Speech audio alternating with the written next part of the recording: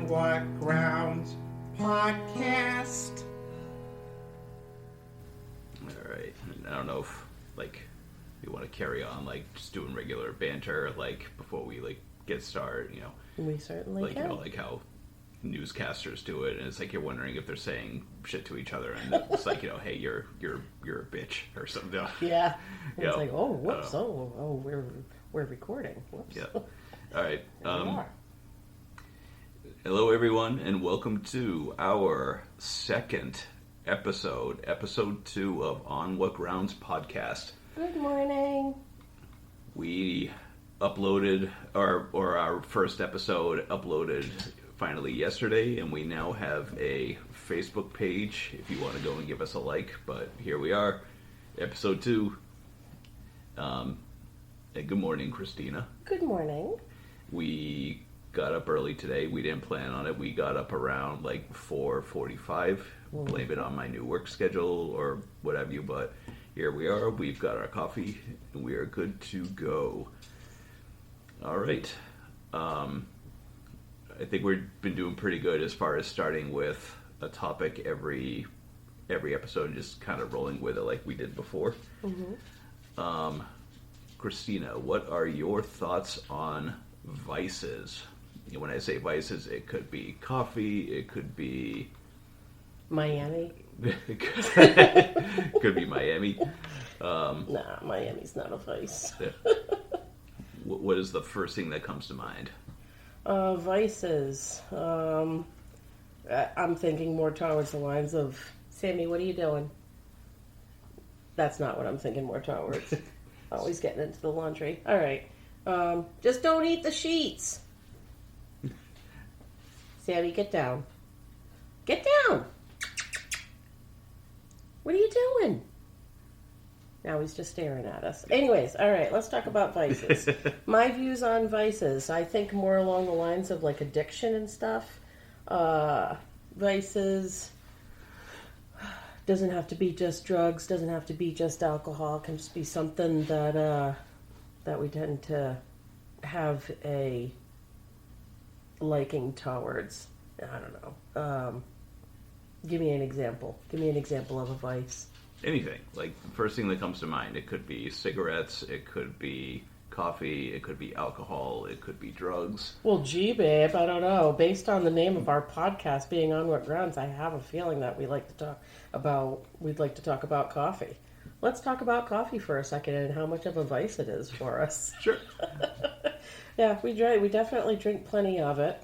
I remember when I worked third shift, I would get done around 6 o'clock in the morning, and I wouldn't go to sleep immediately. I would have to be up, almost like the equivalent of getting out of work, say at 5 o'clock in the afternoon. You're up for a spell before you can actually go to bed.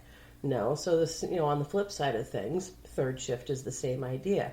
You get out and you might have a beer at 5, 6 o'clock in the morning just to wind down like you would getting out of work. And then, finally, eventually I would find myself going to sleep, say around 10, 11 o'clock in the morning, and sleeping until say 3, 4 in the afternoon. It was a crappy shift. That's I don't know about any of our listeners, what you think about third shift, but I didn't like it. No, it just kind of wreaks havoc on your whole entire personal life. Your weekends are shot to shit, so you can't do anything. Just you're not on the same level as the only people you're on the same level with are the people that you might work with or that also work third shift and feel a similarity. But coffee, I would definitely have to have my fair share of coffee somewhere throughout that time, and I would drink easily a pot of coffee on my own every goddamn day. And I remember if I didn't have coffee by a certain time, screaming headache, migraines. I have to put close up the curtains and make the room black, and get a pot of coffee brewing, drink some, and it would all die down. But now we're a lot better. Now I'm a lot better with that. So now I've already had almost all of 1 cup of hot coffee, but now I'm moving on to my big iced coffee, and I can't wait until I get to that because honestly I prefer iced coffee at this point in my life now. And I have my certain brand that I prefer. We like Baronet. Baronet coffee is really tasty.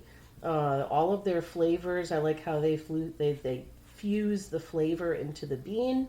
We've got stuff like chocolate hazelnut and gingerbread and creme brulee. I got all of these funky flavors, and they're just really tasty. They're distributed right out of here in Connecticut, and I like that, because it makes me feel like I'm doing something for like a local, if you will.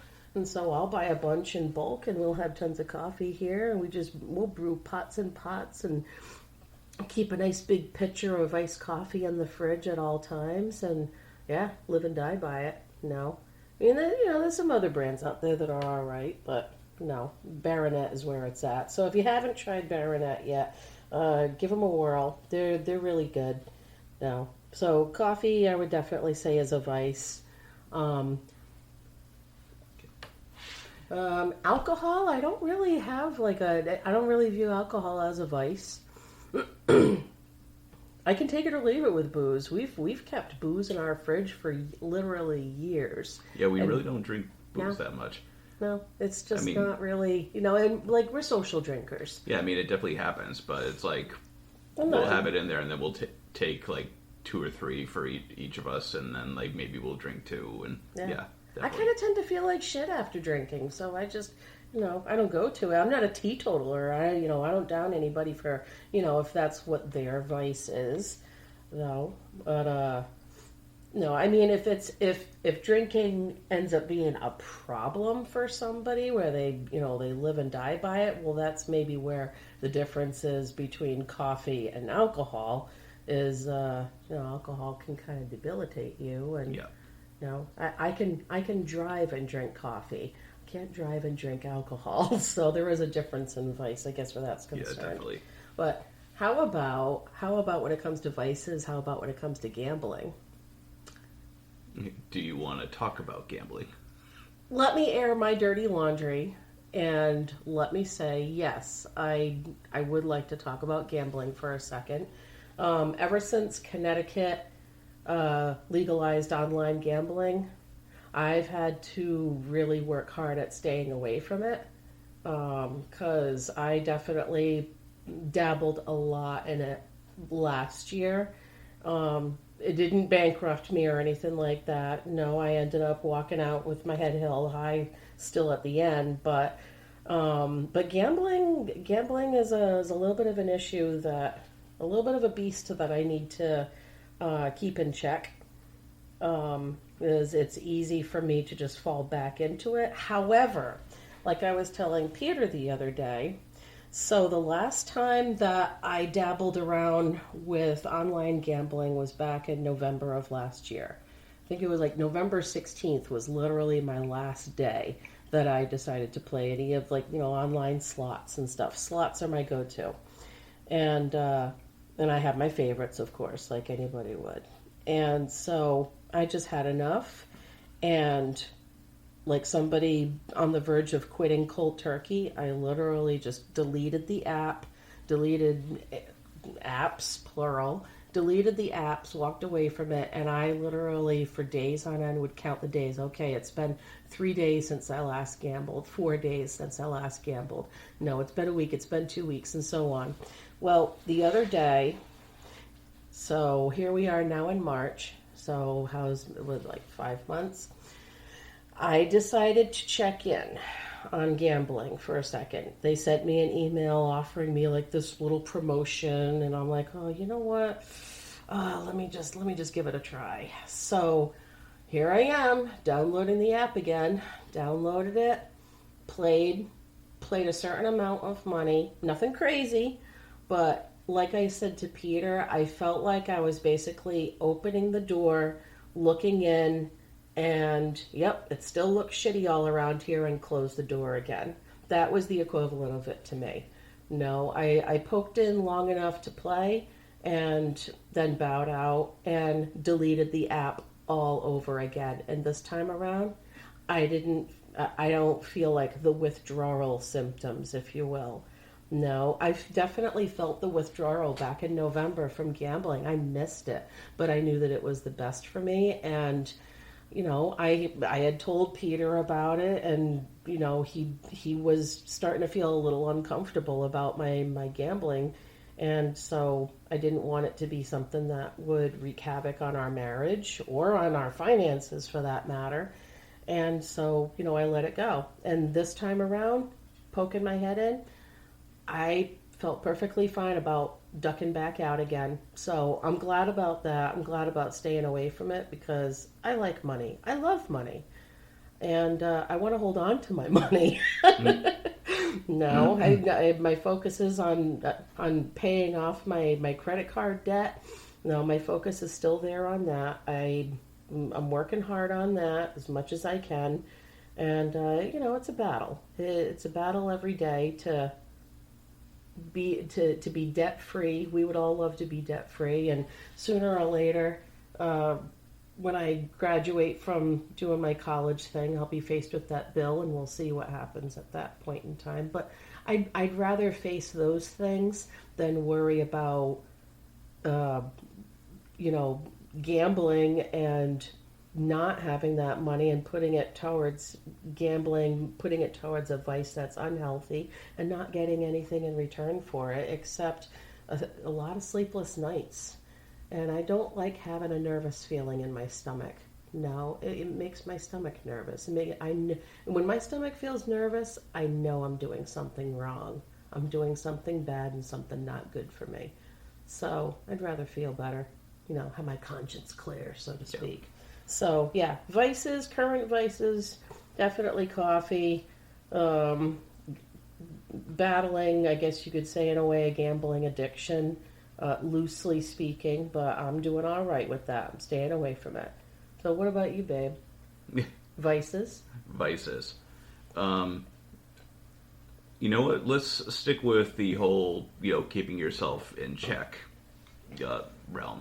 Because I know we did talk about this last night as far as me talking about certain things that have happened in my past. And you know what?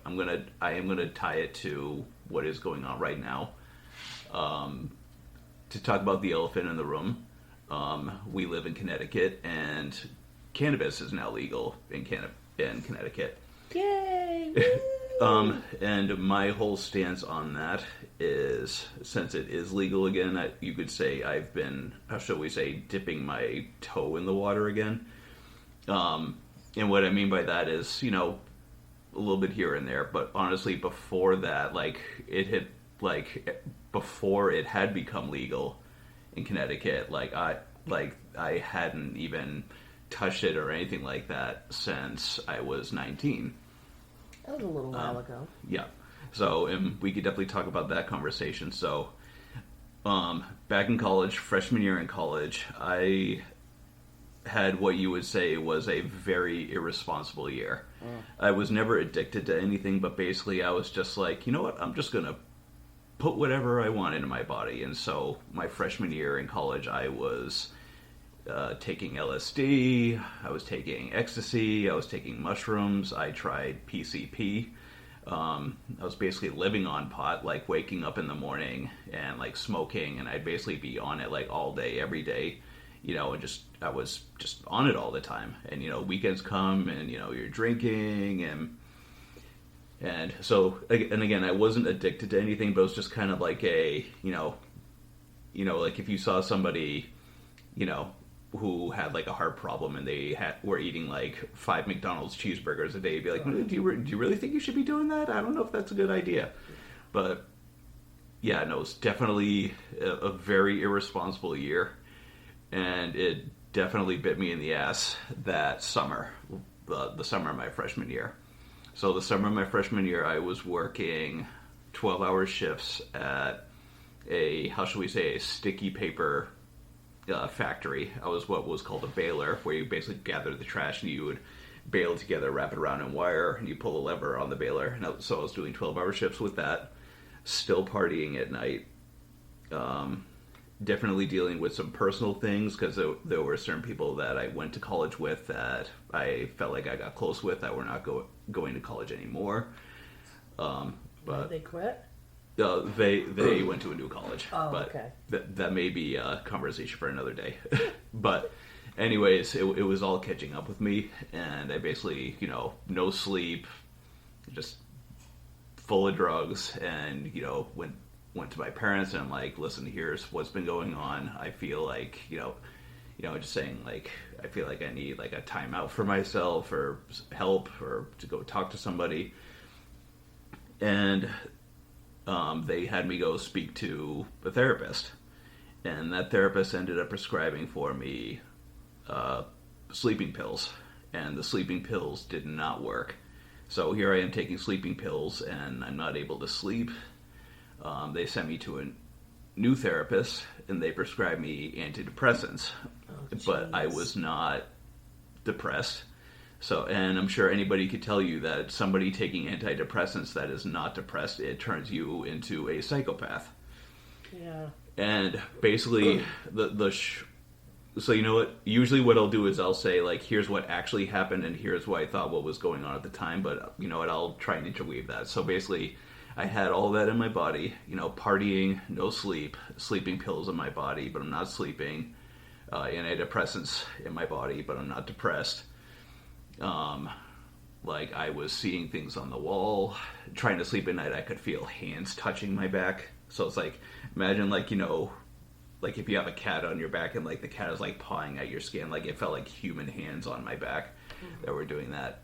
And I had convinced myself that my mom and my brother were ghosts because I had murdered them. Basically, like, I was basically living like the ending of Fight Club, or that movie with the big twist at the end where the main character is actually the villain and they don't understand their reality. So like I thought that I had killed my mom and my brother and they were ghosts, and the only person that was actually there was my dad, and he was helping me like cover up like the murders that I had done. And all of these thoughts that you were having, you weren't even on drugs or anything at the time. You were just on the antidepressants and the sleeping pills? Basically, at the same time? I mean, to be fair, it was all catching up with me. It's kind of like, if I could compare it to anything, it's like, a person could quit smoking and then years later they could get lung cancer even though they quit. Yeah. So, and again, I didn't quit anything, but it's like, again, I wasn't like actually like really on anything like that specific weekend when it happened, but I was still smoking tons of pot and drinking here and there, and I'm sure it didn't help my situation. So basically that all happened, and I basically like went to my dad and like, Dad, you need to take me to a hospital now, because I basically felt like I was like cracking, and I literally like truly convinced myself that I was a murderer and like I needed to go away for a long time. Like I like accepted that as my reality, and I accepted that like things were over, basically. Like I needed to go away and be locked away. Like I accepted that. Yeah, that's scary. Yeah. And so like they brought me in, and I'm sitting in a room with this woman. She's talking to me and again, I had no real concept of time here, but like here's how I felt the time as it happened. This woman comes in. I'm in the hospital. Just to clarify, it was at UMass Memorial Hospital, like probably like on the psych floor. They have me in a room. They're speaking with this woman. She speaks to me for like maybe 5-10 minutes. Then she leaves, and then this doctor comes in, older, a little taller. He comes in. He starts asking me questions. I start answering some more, and then he leaves. And then a third person comes in, and this, 230-pound, muscular, like ready to kick my ass guy comes in, and he starts asking me questions.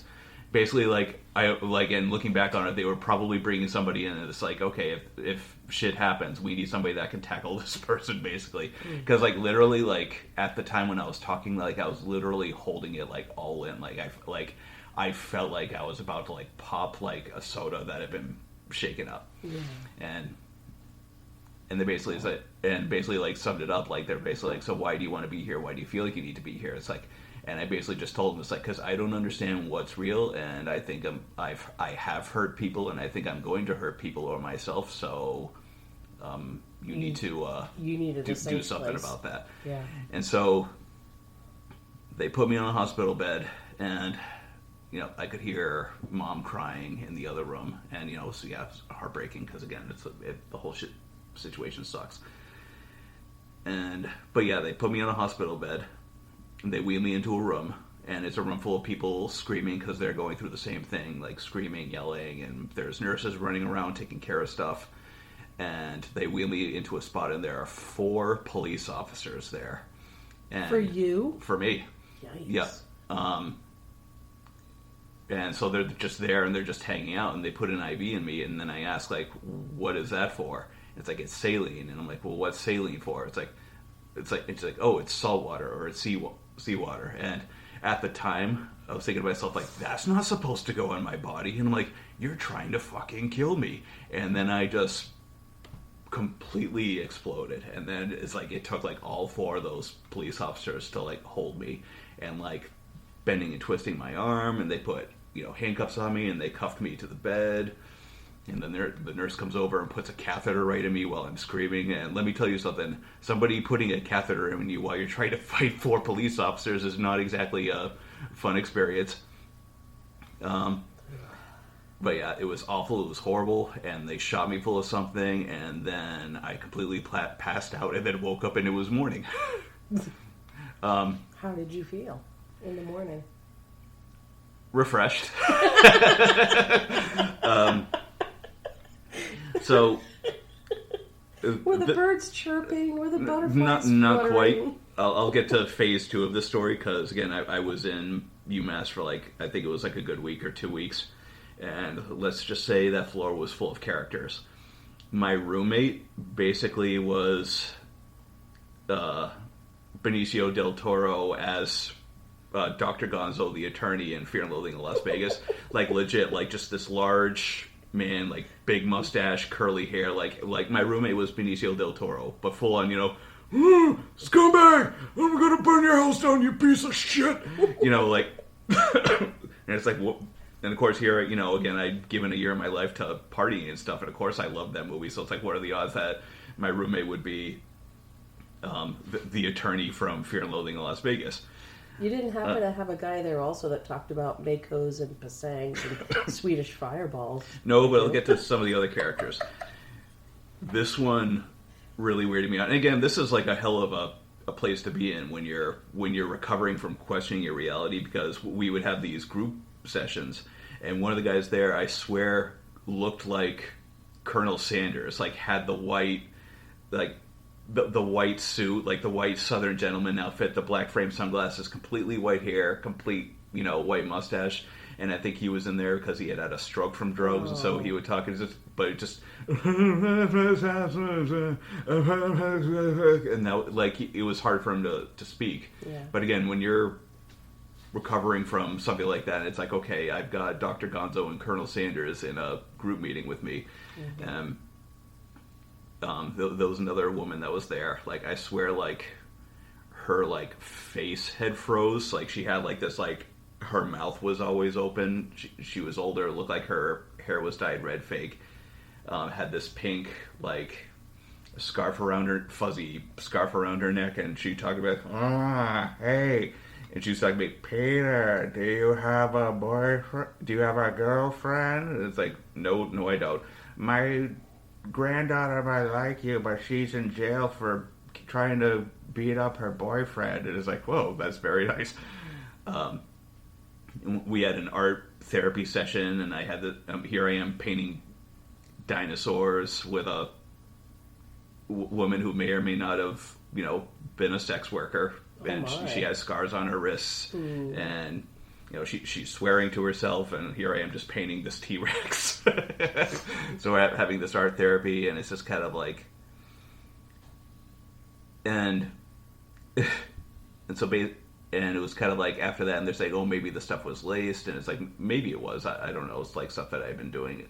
but again, in hindsight, looking back on all of it, it's like I would say it was that. It's like, sleeping pills and antidepressants, and I didn't need either of that, coupled with drinking and smoking pot every day, and working 12-hour shifts and not sleeping, and just dealing with personal issues.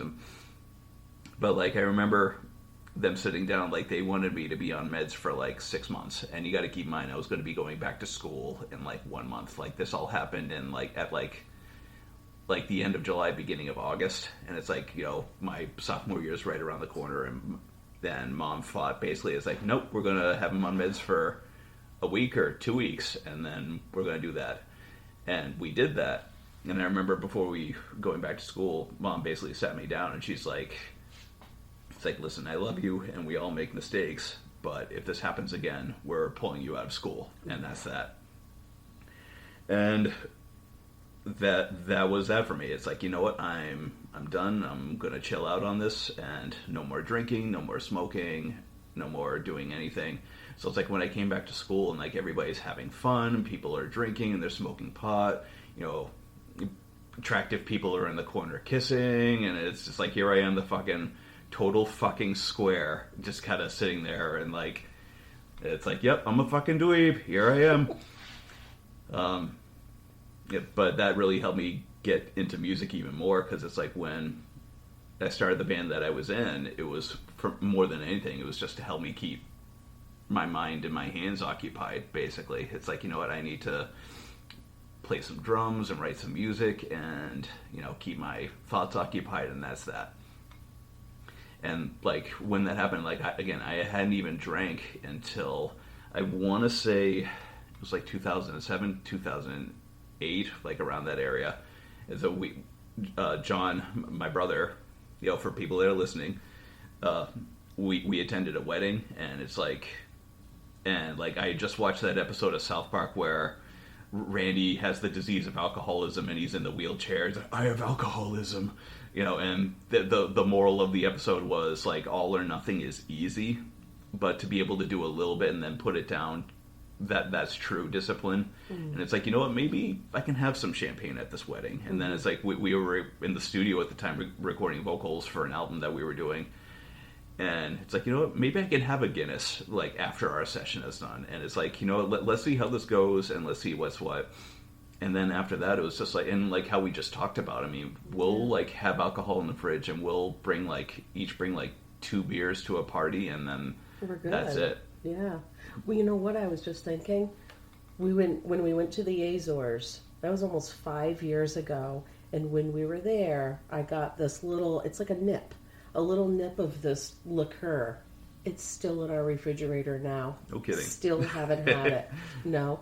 We still have in our freezer a big, beautiful bottle of whiskey. It has been in our freezer since when we lived in the apartment. And when it was in the apartment, it was in there for a good year or two.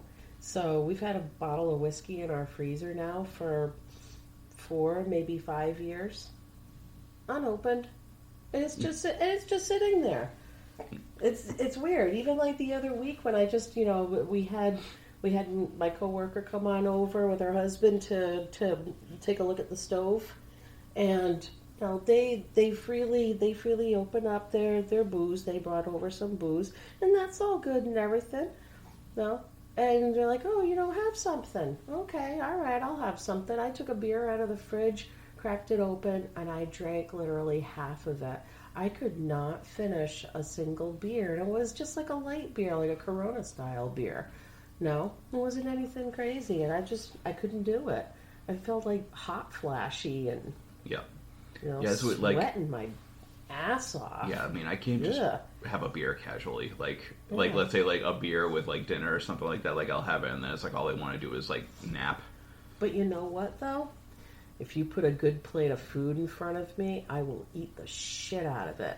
So would you consider food to some degree or level a vice? Oh yeah. For both of us?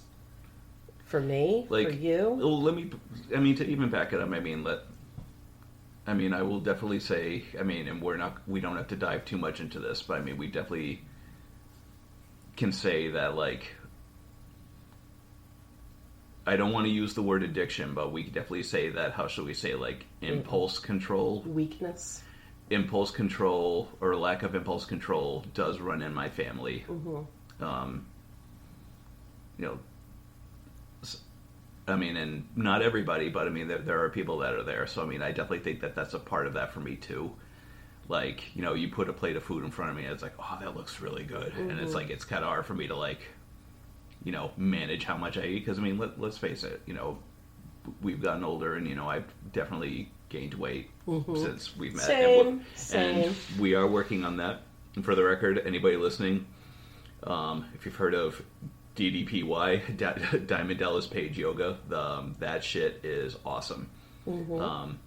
I still eat like shit, but even though I eat like shit, I've still lost like almost 15 pounds on it, and you know, my shoulder doesn't feel like how it did like months ago. My knees feel better. Playing drums has been feeling better. I highly recommend it. So yeah, if you're somebody and your whole body is hurting you, or you've got like some serious like physical shit going on with your body, I recommend looking into Diamond Dallas Page Yoga, because that shit is for everybody. And if you are skeptical, go and watch the Arthur Borman video on YouTube, because that guy was on crutches and now he can stand on his head.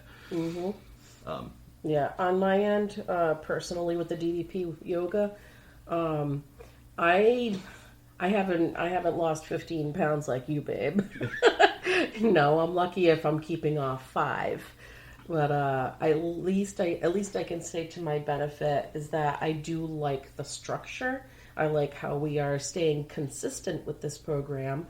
And physically, I do feel that my balance, my equilibrium have returned. When we first started doing this, I was to the point where I was having a hard time even getting down onto the floor and getting back up again. Knees are stiff, and just, I'm a big girl, so I would love to be lighter, but again, when we were talking about vices and food, food can be a huge weakness of mine. And yeah, what's my vice? Potato chips. That's a vice. And you know what I do to not eat them? I don't buy them. I don't keep them in the home. But no, I was just getting to the point where my body was just starting to feel like older than I am. You know what I'm saying? Oh yeah. My body was just starting to feel very, very old and creaky, and so to my benefit, the yoga is really, really helping out. And like I've told you already, babe, I'm just my personal goal with like a weight loss or a health journey is I personally want to take my time with it. I appreciate and I applaud the people that do like a drastic weight loss inside of like a year or two. And, they are like a shadow of their former selves, but they are healthy and they are happy, and that works for them. For me, I would like to take my time, because the one thing that I note with these people is that when you do a drastic weight loss, you have a lot of excess skin that has nowhere to go. No, it's lost its elasticity. It hasn't had a chance to kind of shrink back a little bit. And I'm kind of hoping that if I do a slow weight loss, that maybe I won't have to worry about so much excess skin in the end. That's at least the long-term goal right there. Is I'm hoping I wouldn't have to go in for skin excess skin removal surgery or something. And if I did, then I would. I would love to experience for once in my life having a flat belly. That would be nice. It would be nice. Yeah, I know the feeling. But in the meantime, if I think too far ahead like that, then I'll bring myself down. In the meantime, I just want to try and be a healthier version of me. I'm not giving up my coffee. I've given up potato chips in the respect of not buying them. No, we do still buy some shit. I mean, every Friday we get Chinese takeout. Friday is our Chinese takeout night. No. But there's other days that, like, all throughout the week, we eat our vegetables, we eat our meat and vegetables. We try to cut back on the carbs as much as we can. We used to do the 3 items on your plate. You have to have a meat, a starch, and a vegetable. We try to cut out the starch as much as we can and incorporate more vegetables and just keep things interesting. And seeing that I'm the one that primarily cooks in the home, I can kind of tend to brain fart a little bit here and there. And plus, honestly, with our work schedules, it makes it a little hard to come up with something on short notice. But it's just the 2 of us, so how hard does it really truly have to be? Yeah. No, the one thing, like the thing that I made this past week, that came out really good. Yeah, that was awesome. All I basically did was I did the equivalent of, say, I don't want to call it Mexican cuisine. I want to call it more like Puerto Rican or Dominican cuisine, just based on the spices that I used in the chicken. I took a bunch of boneless, skinless chicken breast, cut it all up into smaller, like, strip style pieces, marinated it all in these dry spices, like if you've ever heard of Sazon, you can get that at the dollar store. You can get it at Aldi. It's a cheap seasoning, but it's like this bright reddish orange spice, and it adds a lot of flavor. There's salt in it, so you're adding salt, but you're adding seasoning and like a Latin style flavor to it. So plenty of that, few other spices, and just had that all sitting in a container. And every night I would just take out enough for what Peter and I would eat for that night, for dinner. So I'd cook that up in a pan with some olive oil, a little bit, like a pat or 2 of unsalted butter, just to add a little bit of a nice little bit of richness. And get some, there's this stuff called sofrito. It's almost reminds me of like chimichurri. And if anybody's listening, they're like, that is not chimichurri. I know it's not chimichurri, but if I'm trying to think of something that would be similar to sofrito, I would think that it's a liquid that has a bunch of chopped up onion and pepper and garlic and spices in it. And you add a couple of tablespoons of that into the chicken, saute it on the stove. I chopped up some green olives, added that in, put in some fresh garlic, and just cook it all up until it's done. So you have that on one plate. Put some cheese over it.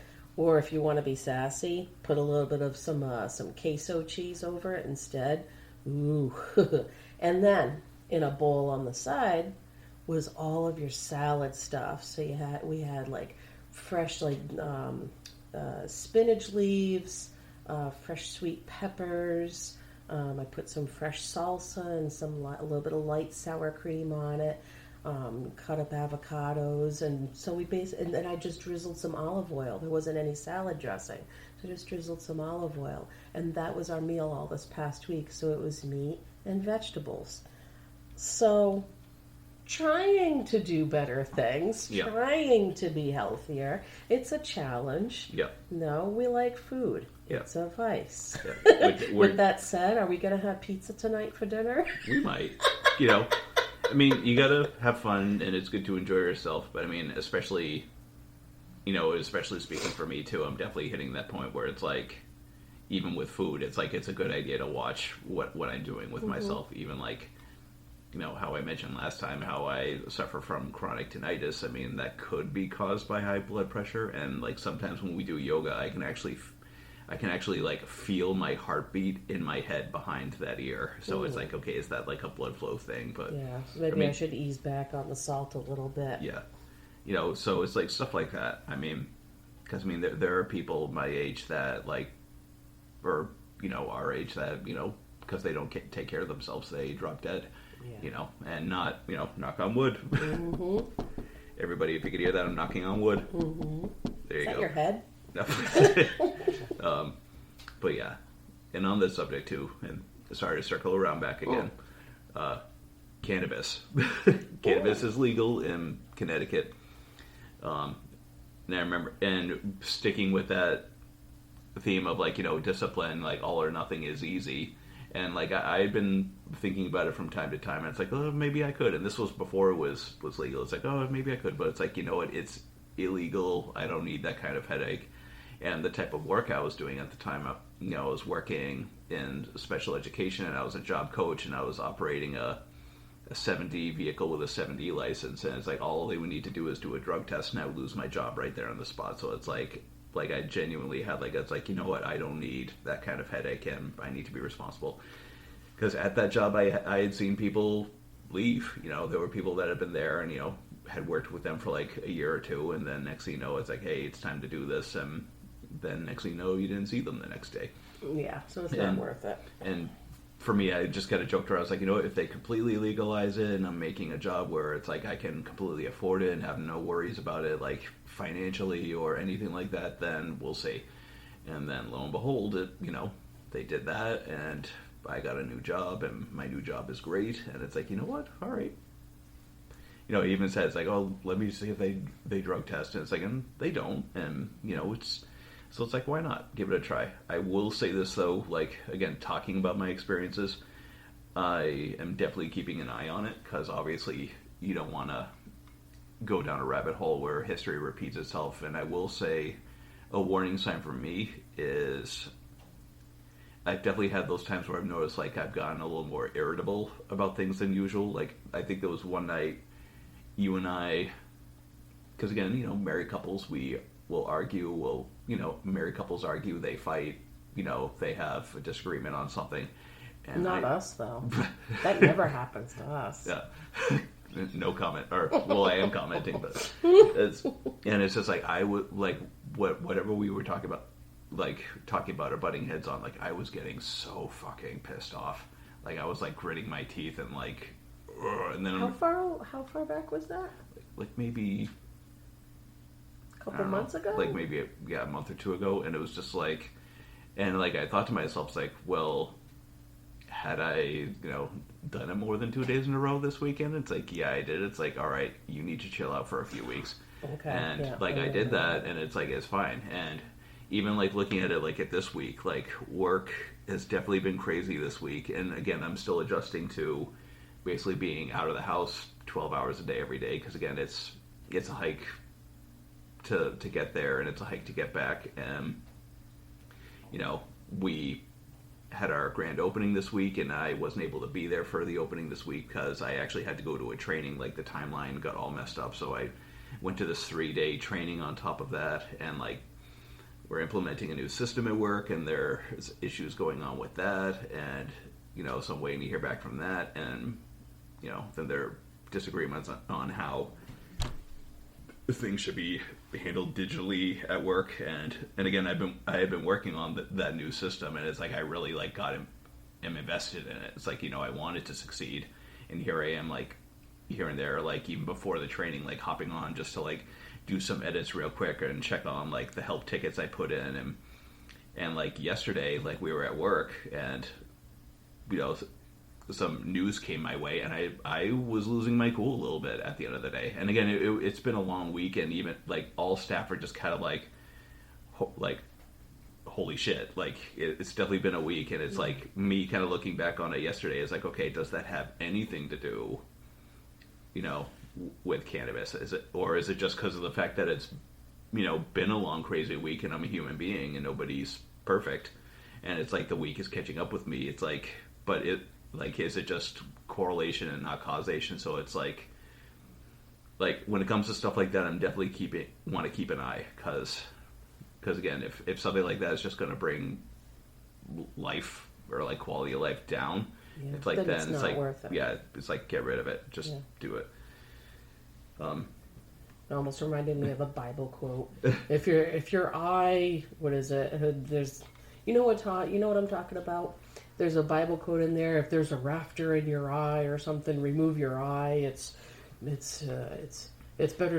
basically better to go into the kingdom of God with one eye than with an eye that's bothering you. I know I'm totally fucking that one up, but anybody that's listening that's Christian that knows what I'm talking about, there you go. Now that I fucked up the conversation. Yeah. Back to you. No, you didn't. But no, I don't know that quote.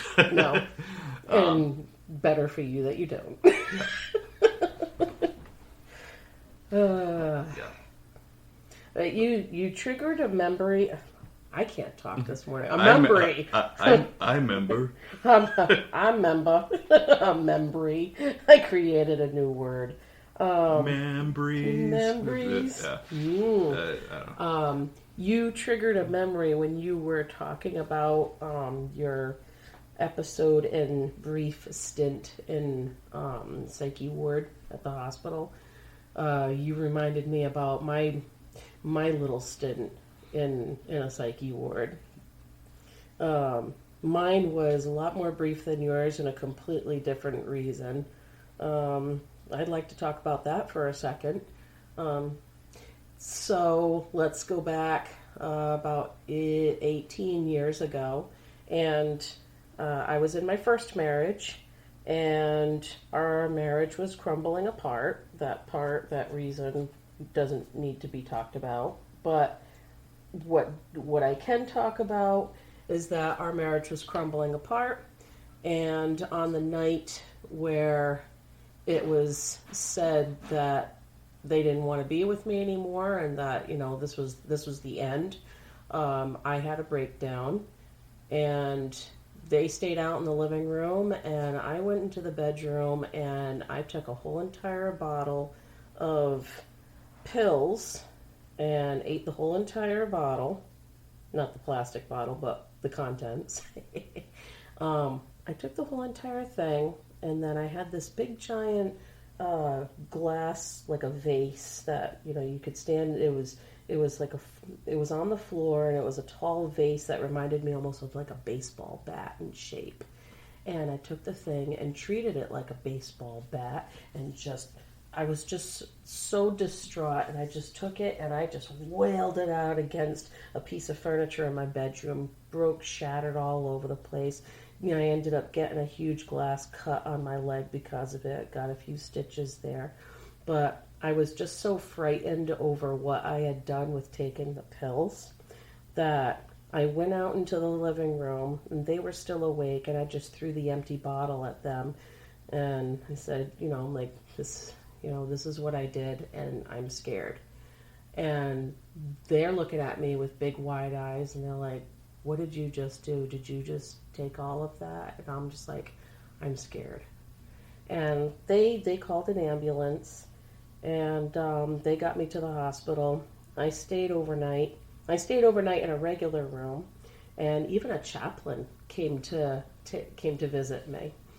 And I basically said in so many words, because I know that they're more like a religious person of sorts. I wasn't interested in whatever they had to say. I was all set, so they kept their visit brief. And then a psychiatrist came to pay me a visit, and they convinced me to come and stay in the psychiatric ward for just, as they said, quote unquote, just a couple of days. Yeah, couple of days to a psychiatrist is a no. You know what? I'm going to air this grievance right now. That is a lie. That is a lie. They say a couple of days, and that could turn into a whole fuck ton more than that. And it did. Not a whole fuck ton, but it was definitely longer than I wanted to. So I said yes. They moved me into the psychiatric ward. And I was in there for maybe, 3 or 4 nights, but it felt like forever. And I had a girl that stayed in the room with me, and there was, maybe a total of like 10 of us in the ward. And no, I don't know the context of what everybody else was in there for, but I know that for myself, for one, when they first got me to the hospital and before I went to the ward, I'll never forget that liquid cold drink that I needed to drink in order to puke out all of the pills. That stuff is the most vile. I'll never forget the taste. It was like this sweet, indescribable, gross thing that came in like a sippy cup that reminded me of like a medium-sized McDonald's soda cup size. like 21 ounces maybe. I'm sorry to interrupt, but was that like that charcoal shit? Yeah. Yeah, okay. Liquid charcoal. And I remember I did not want anything of that. And the nurse came up to me and she looked me in the eyes with a serious face and she says, "If you don't drink this, I'm going to pump your stomach." She was like, you know what? She's the equivalent of how I feel I can be now in the job that I work, where you put basically the fear of God into somebody if you want them to change whatever it is that they're doing wrong about themselves. So I drank it. No, I feared what she said, and so I drank it. I passed out, and then I just remember waking up. And I woke up because I felt like, I don't know how long I was out, but I felt like I was going to puke my guts out. I couldn't even speak. All I could just do was, and I was trying to call out for help because nobody was around there in the room to help me. And luckily a nurse comes around the corner. I'm like yelling. She comes around the corner, gets me a container. I puke my guts out. Yes, yeah, came out both ends. It's like such forceful puking. It was just so vile. But yeah, totally emptied myself of that. Spent a few nights in the psyche ward. Met some interesting people while I was in there and could not wait to get out of there. No, it's like they have that public, or that living area where there's chairs and tables. You could go into the kitchen. You could get a snack. No, they have books. They have TV and everything. But I just didn't want to be there. Didn't want any part of it. And I regretted it from the first moment that I went in there. I could not rest. I was so restless and needed to get the fuck out of there.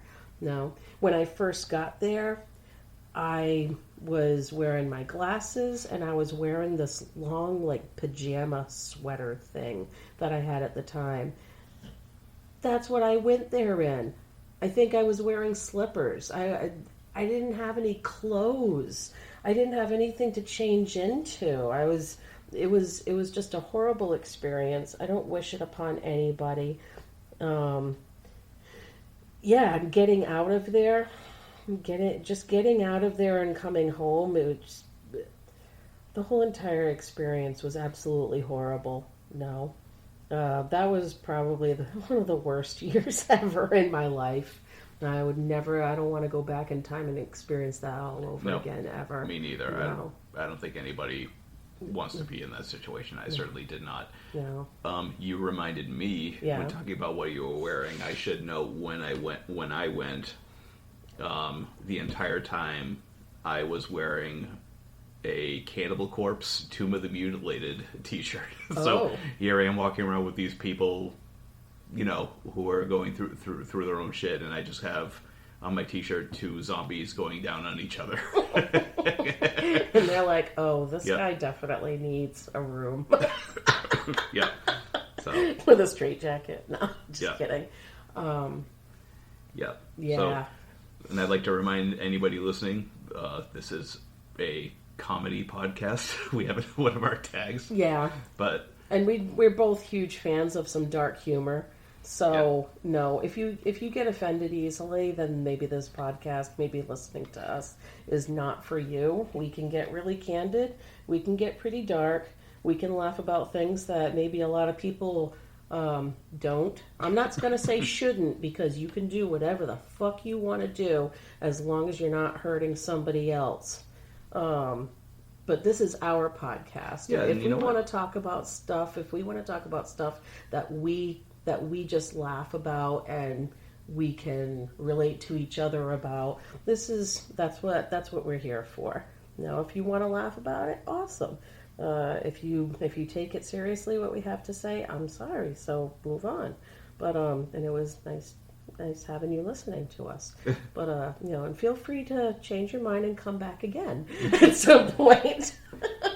Yeah, I mean, it's we mean no harm to anybody. We're just relating our life experiences and our interpretations of how we see things around us and in the world.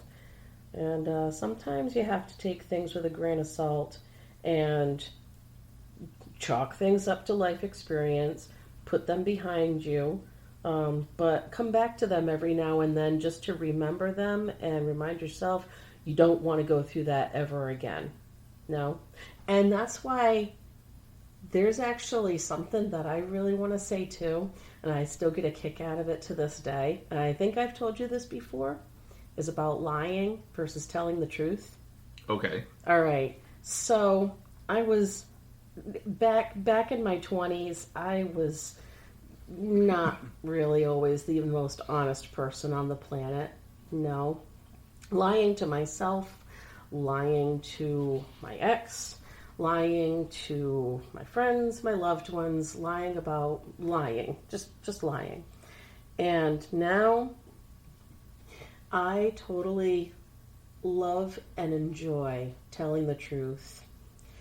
And let me expound upon that. It's like you can take a situation that is the most asinine situation that you put yourself in, and you can either lie to a person and just gloss over it and make it look like less of a thing, or you can just come clean and say, yeah, I did that. I did that stupid shit, and what are you going to do about it? I feel better for coming clean and saying that I did something absolutely stupid because I love seeing their reaction. And you know what I ultimately love? Knowing that I didn't have to come up with a story and then fudging it later on down the road potentially. I'm telling the same story, exactly how it happened, why it happened, or whatever did happen. I actually enjoy at this point in my life telling the truth because, for one, I can sleep better at night and I don't get that feeling in the pit of my stomach, that nervous feeling, and I get to see the reaction of somebody else looking at me and probably thinking to themselves, God, what a dumbass. Yes. I can't believe they did that. But hey, we're all human. We're all imperfect. And sometimes we do stupid shit. That's why I come clean about telling you about the gambling. No? Because if I just keep that inside of me, I'm, for one, hiding something from you. And in a way, it makes it so that I'm lying to you. You're not knowing the full aspect of me. And I get to see your reaction, but I also get to sleep better at night knowing that I feel like I've cleansed myself of having that dirty feeling inside of me. So dirty. No, but yeah. So coming full circle, we've talked about our psychotic episodes. We've talked about some vices. We've talked about food and coffee and alcohol, really. Let me just quickly bring up, in my 20s, I had a teeny tiny little, I don't want to call it an addiction, but I did have, and I miss it to this day, I'm going to come clean with that, booger sugar. That white stuff. I definitely dabbled around with that. Do we want to call it by its name? That's on you. Yeah, I think we all know what I'm talking about. We're talking about cocaine. Yes, I dabbled around with that in my 20s. I definitely enjoyed it, and I won't lie, I miss it to this day, but I haven't had that shit since my 20s. I haven't had that in a long time, and I plan on keeping it that way. No, I can definitely do without that. Plus, honestly, I would want to think that as a person ages, it's not only about what it does to your nose. It's not about what it does just like in general, and it can kill you. No, but it's like as we get older, aren't you compromising your heart? No, because it speeds up your heart rate. You're just like on, adrenaline and everything. I don't really think that's a good idea, and I don't want to compromise myself more so than I have with eating a bad meal. Even some people's noses. What was it, that comedian, coming back to cocaine, like that comedian Artie Lang, his whole nose caved in. Did he ever end up getting a nose job, or is it still that way? I think so. I mean, you can definitely tell he's at a nose job. And then there's that video on TikTok circulating about that woman who has had so much surgery, like they took a piece of her scalp and put it on her nose, and now she needs to shave her nose for the rest of her life because it's got like, because it's from her scalp, and of course your scalp grows hair, so so she has a piece of her like scalp on her nose to replace her nose because it caved in because of so much cocaine. Like the septum like deviated so much that there was just nothing to hold it up anymore. Do you ever wonder if part of the reason why so many celebrities in general get nose jobs is because they have done a lot of coke? That is an interesting idea. If we want to dive into talking about celebrities, I mean, let's face it. It's just a thought that I had. Let's face it. The biggest challenge, I think, for anybody is what they do when they get power. I mean, and what I mean by that, I mean like money, opportunity, like everybody loves you. They think that you're the most amazing thing, in the world. So it's like people start handing you things, and it's like, hey, you want to do some blow? Or hey, do you want to do this and do that? And then you end up getting so many celebrities that have problems with addiction or problems with eating. Like, what was that quote I remember hearing about Marlon Brando? He said, like, one day I was just sitting on top of an endless pile of candy. And what he just meant by that is that one day it just happened that he was a big star and basically he could get whatever he wanted whenever he wanted. So it's like how it's definitely, I think, a test of a person's character. Like, how do they deal with having that ability that it's like, hey, I could make one phone call and I could get whatever I want whenever I want. It's like, are you the type of person that stays humble and you live within your means and you just have those resources for emergencies? Or are you the type of person that does something fucked up, like, hop on, Jeffrey Epstein's plane to go to a secret island to, commit sex crimes? It's like, what does a person really do when they're basically given whatever they want whenever they want it? You just triggered a memory. We were watching something where somebody referred to Jeffrey Epstein. Like I didn't know that they did. Oh, that. yeah. What were we watching? It was that Bert Kreischer show that Something's Burning. Yeah. And they were talking about drugs too. And yep.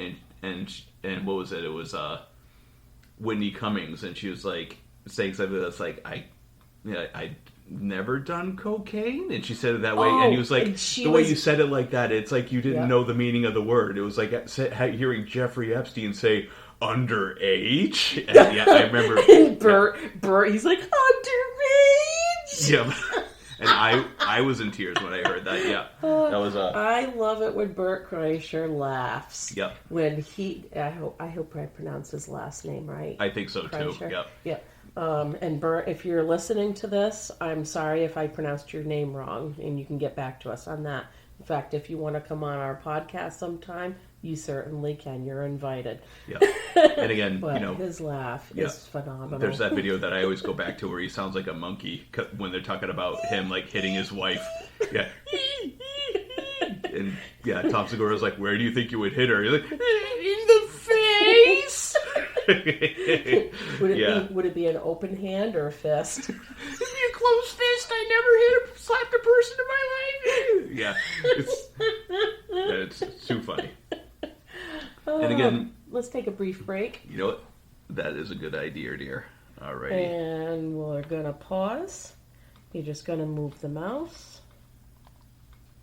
And alright, and we are back. If we wanted to stay on the subject of vices, or even in that area of like addiction, things like that, what about things like maybe that can get obsessed over, like for me in particular, like with having that, hi Winnie, Winnie just groaned. Like for me, like I would definitely say that I get obsessed with like music projects that I work on. Like it could take me like a whole month just to write drum beats for a song, and it's like I'm listening to everything like 6 times, and it's like, okay, I need to listen to it fresh the next day, things like that. What comes to mind for you when it comes to stuff like that? So it's like not like I would say like activities or like passions that on their own are fine. Like let's say for a person like could be working out, but maybe like the involvement of it might not always be healthy. Like for me personally, like I love doing music, but sometimes I almost wonder if my relationship with like making music is always healthy. Like a perfect example of that is going back to that time when I was recording vocals for that album, when I said like, maybe it's okay to have a beer again. One thing I will definitely say is like I was drinking a lot of coffee while working on lyrics and not enough water. And it was like, I think I was so dehydrated when I went into the studio that I was actually peeing blood in the morning. So Jeez. it's like okay, long hours, sitting there writing lyrics, doing that, just drinking coffee and nothing else, and just kind of sitting there and just like working. Like, is there anything that comes to mind like that for you? Like, would you say? Well, before I go into the realm of me, I was just looking up like the actual definition of vice, and it gives a couple of definitions. For one, a vice would be an evil conduct or habits, and then they underline wickedness. And then a second one would be a moral fault or weakness. Dishonesty has his vice. Eating too much candy is my vice. Behavior that is unwanted in a domestic animal, as pulling out feathers by a bird.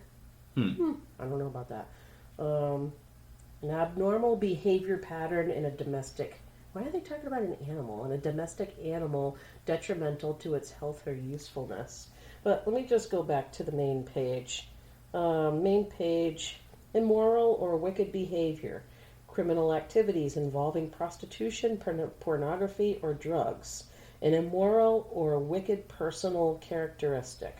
So when they talk about immoral or wicked, I don't want to say that, by you drinking so much coffee and not enough water, is that constituting you being or doing something immoral or wicked. No. Immoral or wicked, I would think more along the lines of like coffee definitely has its place. No, coffee brings up a person, can, it gets you started with the day, and I've had days where I can go most of the day without even having a coffee and just, start out with water. So it being a vice. Like, to add to that definition, maybe even like wicked or immoral is the wrong word for it, but maybe even just like unhealthy. Like, unhealthy habits. Like coming back, like even thinking of it like in this context, I mean, like even when you think of like, when you see like some of those like strong men or bodybuilders and you have somebody like, like Rich Piana, rest in peace, like, how like these massive arms would do like hours and hours and hours in the gym. And it's like going to the gym and lifting weights and building muscle in and of itself is healthy. But if you're like doing steroids and like snorting like weightlifting powders and stuff like that, and he passed out and cracked his head and he died, that's not healthy. And some of those guys, I mean, some of the strongest people in the world like weigh like 300 or 400 pounds, and they need to sleep with like a breathing machine because they have sleep apnea or they have heart problems, and then eventually their body just gets to that point where they just have all these joint issues and pains. And I'm not saying that happens for everybody, because again, it all depends on how well you take care of yourself. But even like look at wrestlers, like you see Scott Hall in the Jake the Snake documentary, and he was in a wheelchair. Granted, he started doing DDPY and he was able to walk again, but now Scott Hall passed away too. So it's like, even things that we can associate with being healthy, depending on how we approach them and how we involve them in our lives, can be unhealthy for us, And I guess that wouldn't make that a vice, but it's, Maybe it's more about a person having balance having structure in their lives, but having like a healthy balance of things. Like going back to you drinking too much coffee when you're working on your music or doing your vocals. You know, down the road, if you learned from that experience, then create a balance where you have your coffee, and then like we even have right here at the table, have some water also along with it, so that you've got a nice little balance going. Yeah, and I'd definitely say, I mean, I feel like I've always had issues with balance. I mean, it's something I've always strived for. Yeah.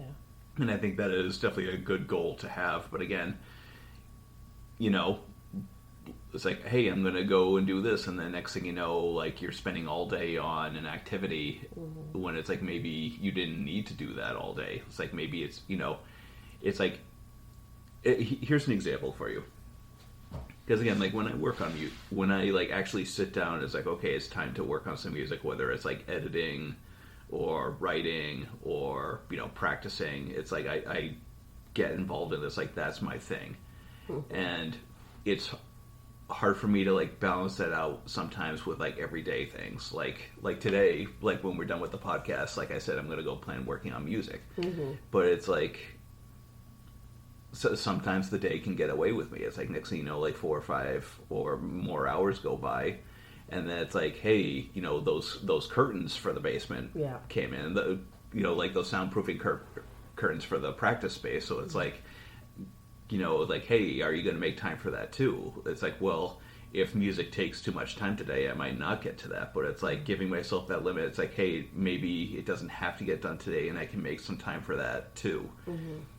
Even like getting the basement set up for practicing, like it's like, hey, I gotta focus on this and just do nothing else. And so it's that kind of reminds me of my schoolwork, because yesterday was Friday, day off. I could have gotten all of my schoolwork done yesterday, no problem.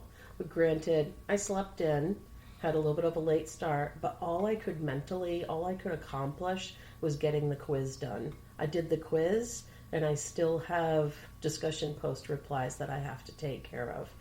And the only reason why I couldn't yesterday is I just couldn't get my brain in order. I just had such the equivalent of a writer's block. I had a mental block. Just didn't have the capacity in my brain I couldn't focus. No. And it's sad because here I am part-time in school now for going on 5 years. It's going to take me like 8 years to get a bachelor's. But you're doing great with it though. What? My whole thing is I just really am hell-bent on having the highest. It's a personal goal. I just want the highest GPA I can possibly get, which would be a 4. But I even did some research on that yesterday. But here I am. I'm all over the place. My focuses are all over the place. I go from talking about coffee 1 second and vices to talking about what I could and could not accomplish yesterday to here I am not talking about my goal with a GPA. Well, the only way I'm going to have a good GPA is by keeping my head screwed on tight and keeping my focus. Yeah. And that's just so goddamn hard sometimes. Because life does run away with you. Or how did you say it? Like it gets away from you. It gets away. Thank you. And like even like on the subject of going back to school, like when I went back for my master's, I mean, you remember that. Like as soon as I got home from work, it's like I was right in it. I was right in it, and I wouldn't be done until 10 o'clock at night, and that was every day. But look at all that hard work and how it paid off, babe. And it definitely did, and I graduated with a 4.0. Like Woo-hoo! I every single class that I did, I got, the 100%. But it's like, was my approach to that. I mean, the end result is great because, again, I walked away with that knowledge and I put in that hard work, and it definitely looks good on a resume. But like actually being in that moment itself was everything that I did, like in my approach to that, healthy? Like is it healthy to like read something over like 4 or 5 times and work till 10 o'clock at night? I was literally like the readings, there were readings that I would do where I would actually like put the speech on and actually like have the computer like read the article for me, and I'm sitting there and like my eyes are closing and I'm falling asleep, but it's still going in and I'm hearing it. That. But it's like here I am falling asleep while listening to an article, and then I'm waking up like early in the morning before going to work just to like read everything over one more time before I upload it to class, because it's like, okay, I want it to sound good. It's like, okay, change this word, change that word, and then like if something happened, like I remember there was one time that I typed something up and the computer didn't save it because of something that was going on, and it's just like, motherfucker. And no, so you had to do it all over again? I had to do it all over again, yeah. How big of a paper was it? It was just a discussion post, but again, like I spent hours on that, and to lose that and have to go all the way back again and redo it and try to remember what I did, it's like... That happened to me the other week, babe. Yeah. I had typed up a discussion post at the school website, and I was just about done with it, and then my computer froze on me, and I'm like, no! Then I had to do it all over again, but at least like it was simple enough where I could just like I remembered things that I had said, so but it's just the whole action of having to do it all over again sucked. Yeah. But you know what, I will say when it comes to stuff like that, and tying it into music too, because I will say, while I was in school, I did still have time to like play a show once a month, and then we would practice beforehand, and that still all went great. Like the shows were really good, and practicing beforehand and all that. Like there were definitely some moments where it's like, I don't know if I can make it to the show, and like I don't want to name names, but of course people that I play with, if you know, it's like I definitely like people that I play music with now and had played with music in that year definitely helped keep me grounded when it came to certain things. It's like there was a show that we played, what was the place? It was called The Jungle, and it was like, and that weekend they like hit me with like... Boston. No, it wasn't Boston, it was but it was in that area. Boston. Yeah. But like, it's like, I'm looking at the stuff I had to do, like I had to do like an analysis of like the demographics in the town that I picked, because it's like, because basically for my marketing class you had to pick a library, and I picked the library that's in Webster, Mass, which is a beautiful library, by the way. It's a newer library, and I went in there, and like that was basically my project for that whole semester, and I had to do an analysis of the town, like demographics, like going in there, and I was getting two assignments a week. So it's like I had one that was like a whole demographic of the town. It was like it needed to be like a 10-page paper with sources, cited, all that. And I think the other one had to do, like, it wasn't that week, but I know like I definitely had to do like a signage analysis of the library too. So basically I was in the library for like 6 hours just walking around taking notes on like how everything was done, my own personal suggestion stuff. But it was a lot of work. And the teacher even said to us, like, for the record, nobody's getting 100 on their paper on their own. It's like everybody's getting a 95, and if you want 100, it's got to be something special. And it's like, you fucking bitch. That's not right. That almost seems illegal.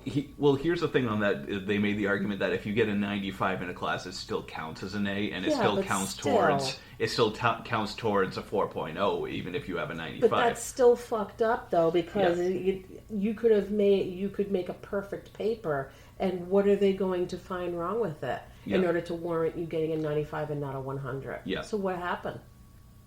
Like, I still did okay. Like, I still walked away. Like, no, I mean on that. Was that a particular paper? Well, it was on all of them. It was on all the assignments. And again, you could still walk away with a 95 and still have it count towards a 4.0 and be fine. Like, it wasn't like a black and white. Okay, if you got a 97 in this class, then you're going to have a 3.999 average. But that 95 that you're talking about wasn't just one particular course. It was all of them. No. Sorry, let me back it up. It was for that one course, but it was for every assignment that was in that course. But anyways, like I got that, and I'm like, holy shit, I don't think I can do this show this weekend. It's like we're going to be doing this, and this assignment is due on Sunday. And I remember, DMing them, on like Facebook Messenger. It's like, listen, I really think I got to bail out of this show. And a certain individual, in the group, again, I don't know if we want to name names of our friends and stuff, but if you know who you are, you know you are. And it wasn't like it wasn't nowhere any close to like, oh, I can't believe you're doing this, we committed to this, dude. It was just kind of like, They would never be that way. No. But he sent the message. He's like, listen, I understand you got to do what you got to do, but are you sure you can't do the show this weekend? And then I'm sitting there, it's like, fuck, maybe I can do it. And we did it. We did the show. And it was a fucking fun time. It was a fun show, and it was great. And I think that particular assignment, I got 100 on it. Of course you did. So it's like... Anything less than the best is a felony. But like when it comes to my personality and how I do things, like those are the type of people that I like to surround myself with. Yeah. That it's like they they know how to like talk to people, and they know what people are doing. But it's like, are you sure you can't do the show? Yeah. Like even like the very first show that we did, and it was like impromptu, and that was the one that we went all the way to Newport. Yeah. And we get there, and it was the first show that we ever done. And the particular drum set that I have now, that was the first show that I ever done with it.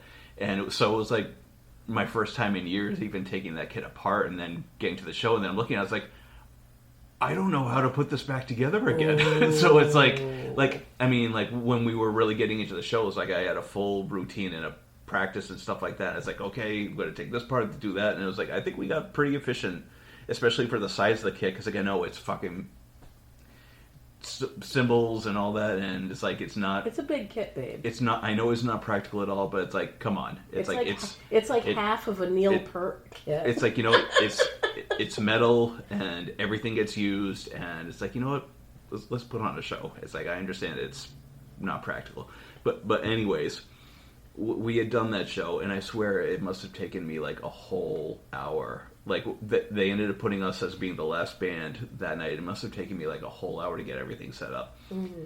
And not naming names, in a previous band that I may or may not have played with in college, thinking about that, like if that was that situation with them, certain people would have been like, we got to get a move on like right now. It's like, I don't know why this is taking you so long, but you got to like.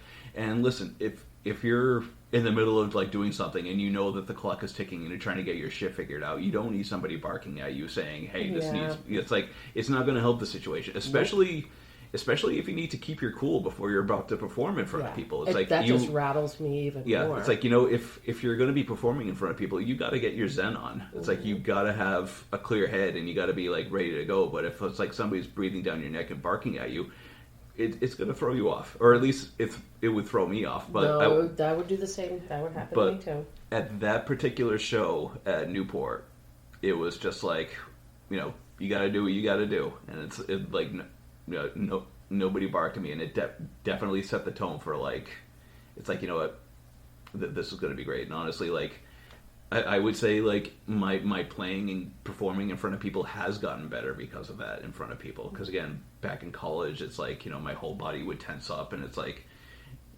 all right, let's roll the dice and see what happens. But it's like, and like now I feel like it's like, just gotta pretend you're just practicing in front of people. It's like, this doesn't need to be you don't need to treat this like this is the biggest moment in your life. Like you're on stage and it's like, all right, you gotta go for it. It's like, it's like you're the drummer. Keep a cool head, keep the beat, because again, your heart rate goes up and your body naturally wants to play faster. And of course, if you're playing songs faster than how you normally play them, you're gonna wear yourself out quicker. So it's like, take some deep breaths, cool a little bit. It's like, and if you feel like you're playing the song slower than usual, you're probably not, because again, we don't perform to a metronome or anything like that, so it's like I don't have a click track or anything. I can't remember the last time I've even heard you use your metronome. Do you still use it? Oh yeah, well, not that particular, the one that you're thinking of, the Dr. Beat, the thing. Do you still have that? Oh yeah, it's tucked away. It still works, right? I've had that thing since 2002. Jesus. And it still works. It still works, but you know what? I've got an app on my phone now, and I just press the buttons, and so it's like, why take the time? I've always wanted to, just for like the conversation piece of it all, I've always wanted to get you one of those classic, like just a classic, simple little metronome, a little wooden piece of wood that has the little stick on it, and then you just touch it, and it just No. I've always gotten a kick out of those. Those are fun. Now that I again killed the conversation. No, you didn't kill the conversation. I just totally brain farted for a moment. Yeah. But well, I had plenty of those. I have plenty of brain farts. There's so many times that all throughout the week I'll be thinking of all of the things that I could be saying for the podcast today or for future podcasts. And, here we are. And by the time we get here, I blank out. And you know what would serve me very well is if I wrote down throughout the course of a week, just have a little piece of paper right here with just like a couple of notes, just giving me ideas of things to talk about, just so that I can remember. I mean, we can. Honestly, I'm kind of just enjoying the on the fly, just kind of doing it, because it's like... No, on the fly is good, but on the fly, I think in some ways works better for you conversationally. With me, I just need a couple of things to prompt or to jog my memory. No, it doesn't have to be anything too descriptive. I can just literally write down, let's talk about coffee, cocaine, just like write down random words that will jog a memory for me and be like, oh yeah, just start talking about that thing. Otherwise, I just end up just sprouting out a bunch of verbal diarrhea. And but sometimes that's fun too. It's like, but do the listeners really want to hear my verbal diarrhea? I think it depends.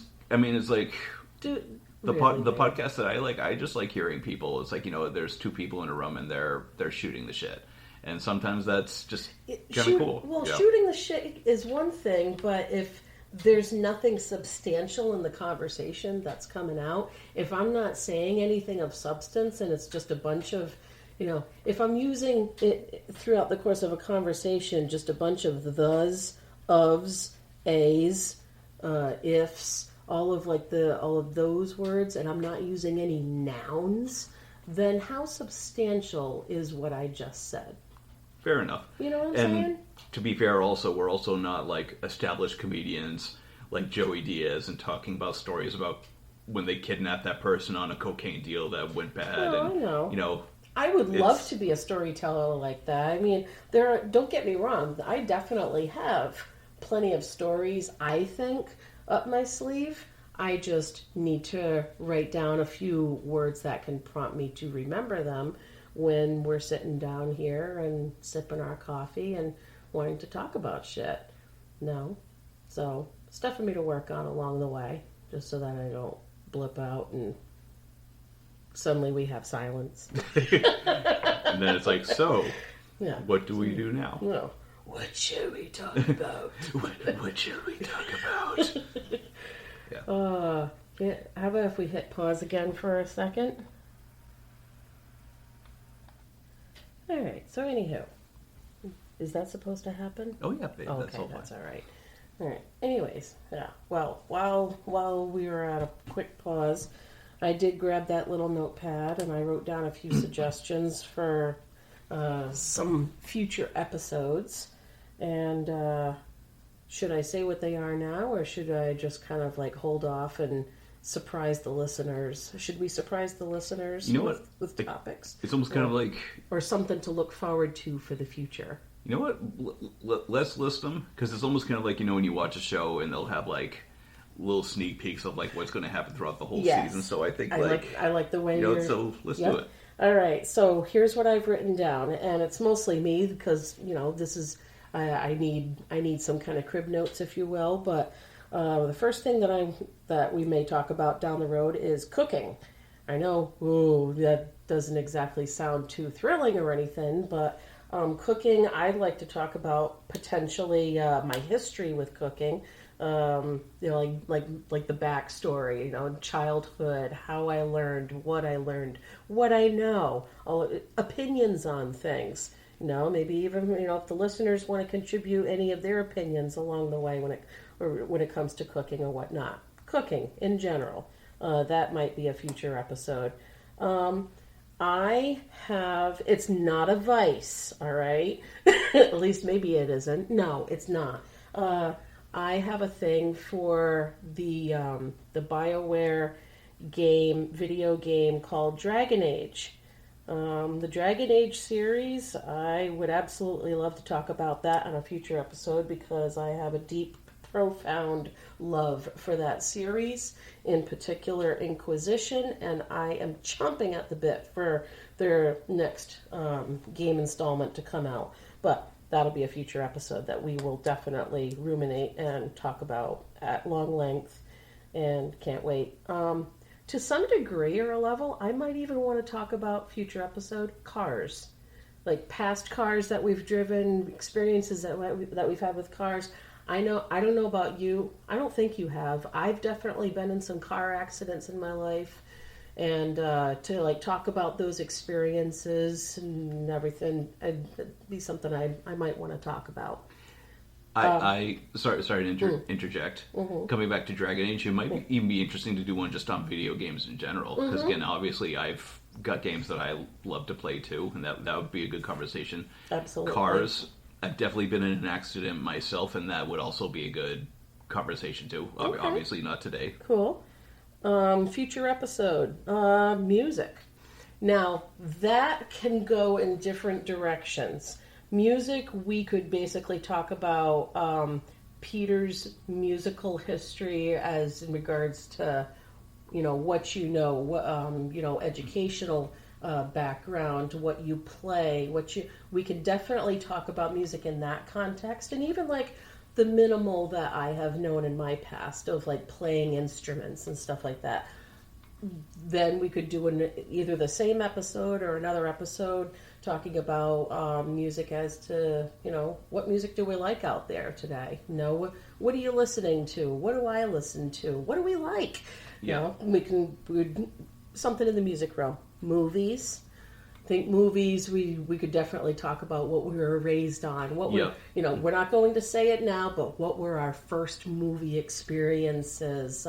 What do we come home to? Who do we absolutely love watching on the big screen? What are our favorites? And why? Why are they our favorites? So something movies. Future episode. It might just fall into one of the musical episodes, but I will want to bring up probably talking about David Bowie and my long love for him. And we could even maybe tie that into the music episode and the movie episode too. Because again, obviously, Labyrinth. We don't have to go do it now. But, no spoilers. No spoilers. Spoiler-free listening. But yeah, David Bowie, I think he deserves to be mentioned at long length. I'd like to maybe potentially bring up Janis Joplin and my long infatuation with her music also. Maybe an episode or touch base talking about tattoos and piercings, what we have, what we don't have, what we'd like to have, and just everything about it. And then this phrase just crossed my mind, and maybe we will and maybe we won't, but the term true confessions. No. Bear with me on this one. It doesn't have to be anything that's going to break our marriage or anything like that. But imagine if we had an episode, or if we tossed in, here and there, something that our listeners would be like, wow, I never knew that you did that. Or, wow, you did that. Or, I can't believe you did that. But like a confession. It doesn't have to be something necessarily bad, or just like a random, yes, I did this and I feel sorry I did it, or yes, I did this once in my life and I can't believe I did it. But, like a confessional of some sort.